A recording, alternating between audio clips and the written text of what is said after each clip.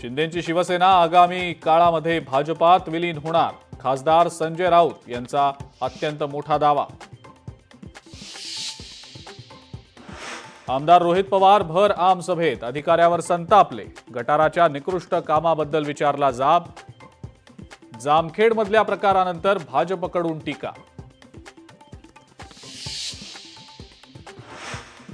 Police दलात केंद्राकडून कोणताही हस्तक्षेप नाही, मुख्यमंत्री देवेंद्र फडणवीसांचं स्पष्टीकरण.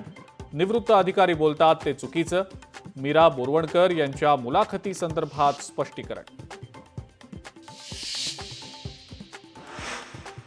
नवरात्रोत्सवातल्या गरब्यामध्ये मुस्लिम किंवा इतर धर्मियांना प्रवेश देऊ नका, विश्व हिंदू परिषदेचं गरबा आयोजकांना आवाहन. बजरंग दल आणि विश्व हिंदू परिषदेचे कार्यकर्ते विविध गरबा सोहळ्यांवर ठेवणार नजर.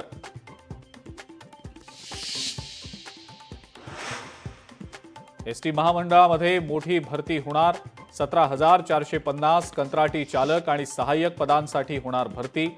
परिवहन मंत्री प्रताप सरनाईक यांची माहिती.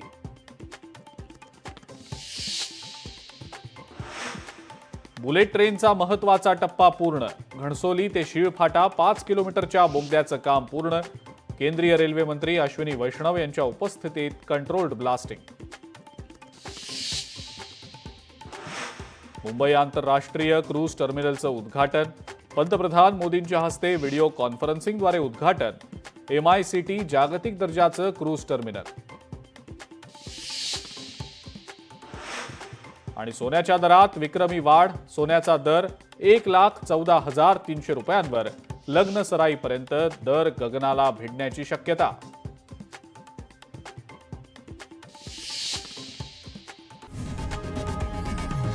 लोकशाही मराठी ऐका, पहा, जागरूक रहा.